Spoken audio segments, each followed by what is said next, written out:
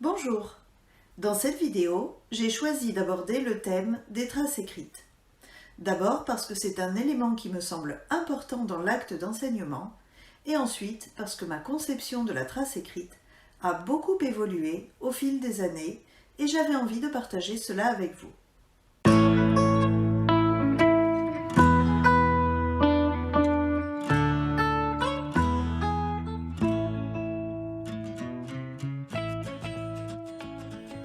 Avant d'entrer dans les détails, je voudrais juste préciser que tout ce que j'évoque ici n'est que le fruit de mes réflexions et de mon expérience. Je n'ai absolument pas la prétention de vous dire comment faire vos leçons, cette vidéo n'a vraiment pour but que le partage. Quand j'ai commencé à enseigner, la trace écrite était quelque chose qui me faisait peur. Je craignais d'écrire une bêtise, de faire des fautes d'orthographe, mais j'avais également peur d'oublier quelque chose d'important ou de ne pas être assez clair. Je passais des heures à comparer les leçons dans les manuels ou à comparer les leçons des collègues sur Internet, car j'avais conscience que c'était une étape importante, vraiment importante, dans ma préparation. Mais pourquoi la trace écrite est-elle si importante ? La trace écrite est importante car elle fait la synthèse de ce qui a été vu durant la séance. Elle est la réponse aux objectifs que l'on s'est fixés pour cette séance. Elle répond à la question « Qu'est-ce que les élèves ont appris aujourd'hui ?» Si ma trace écrite n'est pas limpide dans mon esprit, si je ne suis pas capable d'en énumérer clairement tous les points importants, alors je ne suis pas en mesure de mener correctement ma séance. Peu importe que j'ai à ma disposition des exercices, des jeux pédagogiques intéressants, avant toute chose, il faut que mes objectifs soient clairs. La trace écrite est également importante parce qu'elle est le support didactique sur lequel les élèves s'appuieront pour faire leurs exercices ou pour mémoriser les découvertes faites en classe. De la clarté de la trace écrite dépendront donc la mémorisation des notions nouvelles et le degré d'autonomie des élèves. Je reviendrai sur ce dernier point, celui de l'autonomie, un peu plus loin dans la vidéo. Dernier point à ne pas négliger, la trace écrite sera souvent le premier outil partagé avec les parents et donc l'élément le plus apparent de notre professionnalisme. Inconsciemment ou non, nous serons jugés sur cet outil. Pendant longtemps, j'ai pensé qu'il était obligatoire que je rédige moi-même mes traces écrites sous peine d'être mal jugée. Je n'ai plus du tout ce point de vue et je vous en reparlerai en fin de vidéo.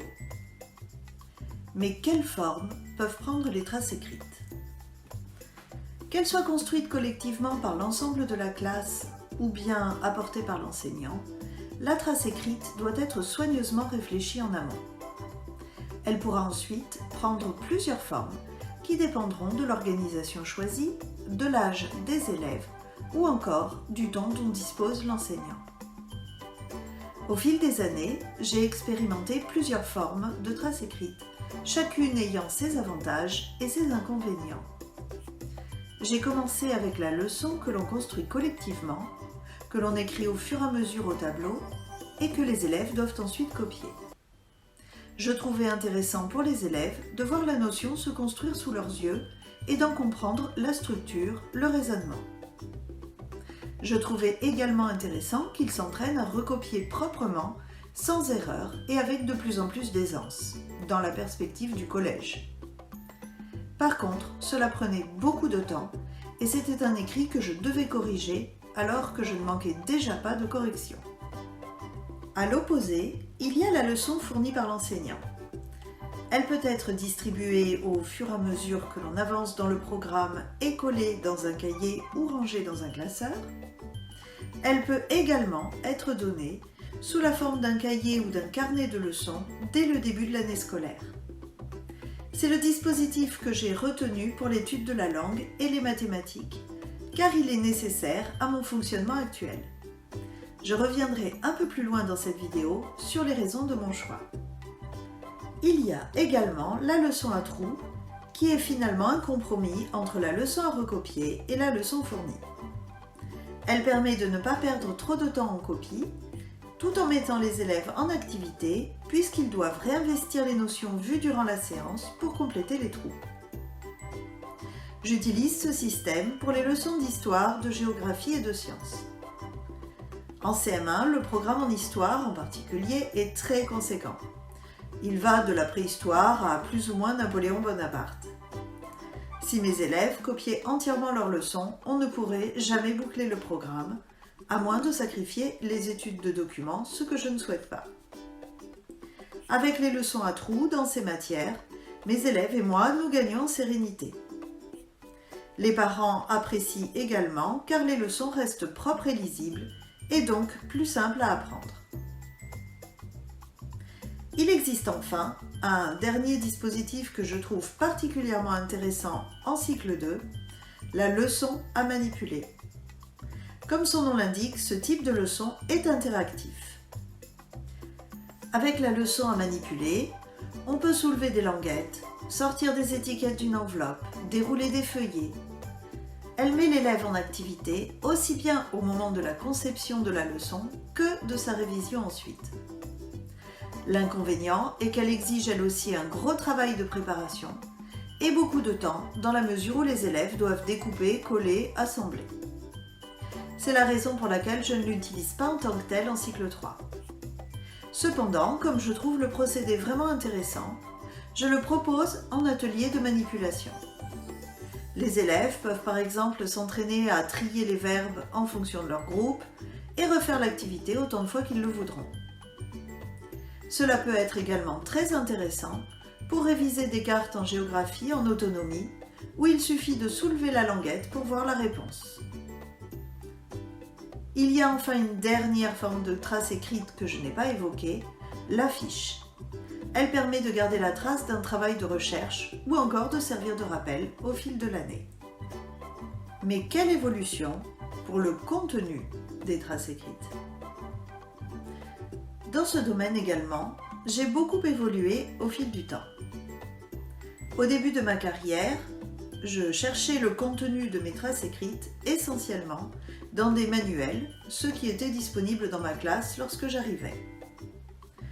Je m'intéressais également beaucoup au contenu des traces écrites des collègues qui avaient la gentillesse de les partager sur Internet. Pourtant, baser ces traces écrites sur les manuels est un peu risqué quand on sait que les programmes changent très régulièrement. Il faut s'assurer au préalable que le manuel est récent et conforme au nouveau programme. C'est la même chose avec le travail d'une collègue sur Internet. Il s'agit peut-être d'un article qui date de plusieurs années et qui ne sera plus tout à fait à jour. Aujourd'hui, je commence toujours par relire soigneusement les programmes et les attendus de fin de cycle, et cela constitue la base de ma trace écrite. Ce n'est qu'à l'issue de cette étape que je réfléchis à la meilleure manière d'expliquer la notion. En début de carrière, je m'efforçais d'en dire le plus possible sur chaque notion.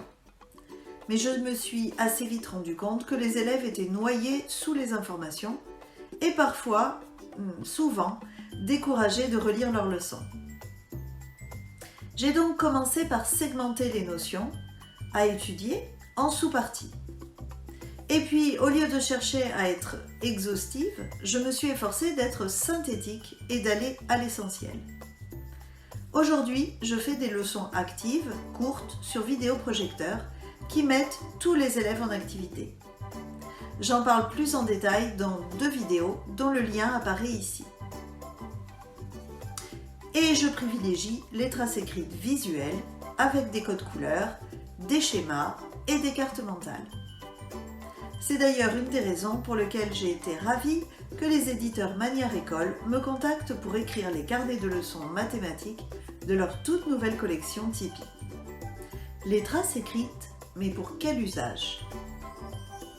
Il y a quelques années, mes élèves n'utilisaient les traces écrites que pour réviser leurs leçons à la maison ou à l'étude. Nous n'en avions pas besoin en classe car je démarrais chaque séance de français ou de mathématiques par un rappel de la notion étudiée. Mais aujourd'hui, j'adopte le plus souvent une posture d'accompagnant plutôt que d'enseignant. Mes élèves avancent à leur rythme et de manière autonome. Je ne fais qu'une seule leçon par jour. Mes élèves ont donc besoin de toutes les traces écrites de français et de mathématiques et ils doivent très souvent s'y référer pour pouvoir faire leurs exercices. Les informations doivent donc être faciles à trouver et avec le moins de texte possible. Pendant longtemps, j'ai réalisé mes leçons, je les ai photocopiées, je les ai glissées dans des porte-vues pour chaque élève. Mais cela me prenait beaucoup de temps et cela coûtait finalement assez cher vu le prix des porte-vues et des photocopies. Aujourd'hui, j'ai vraiment hâte de recevoir les carnets de leçons que j'ai conçus pour les éditions Magnard et j'espère que mes élèves auront vraiment plaisir à les utiliser car ils présentent chaque notion de manière simple et efficace. C'est un outil qui me fera gagner du temps et de l'énergie et que je pourrai consacrer à autre chose. Mais il faut savoir que je ne distribue pas les traces écrites en début d'année uniquement en français ou en mathématiques. Je le fais également dans les matières comme l'histoire ou les sciences. En fait, je prépare l'ensemble des séquences de l'année à l'avance, souvent pendant les vacances d'été. Je les photocopie avant la rentrée et je les distribue dès le début de l'année. On avance ensuite dans le programme un peu comme dans un fichier. Cela me fait gagner beaucoup de temps et d'énergie de ne pas avoir à distribuer et ranger à chaque séance les feuilles dans le classeur. Nous faisons les études de documents ensemble avec les élèves, puis ils complètent une trace écrite à trous. C'est évidemment loin d'être parfait, mais disons que c'est un compromis acceptable entre la nécessité de boucler un programme très chargé et de travailler sans pression excessive. Cette vidéo arrive maintenant à sa fin. Peut-être avez-vous expérimenté d'autres formes de traces écrites. N'hésitez pas à partager votre expérience en commentaire sous cette vidéo. Il y a autant de traces écrites que d'enseignants. Je n'ai abordé ici que mon expérience personnelle, mais je serai ravie de lire votre avis sur le sujet. Si vous avez apprécié cette vidéo, n'hésitez pas à vous abonner et à mettre un pouce en l'air pour l'aider à grandir. Et pensez à cliquer sur la cloche pour être tenu au courant des nouvelles vidéos qui sortent. Il me reste à vous dire à très bientôt dans une prochaine vidéo.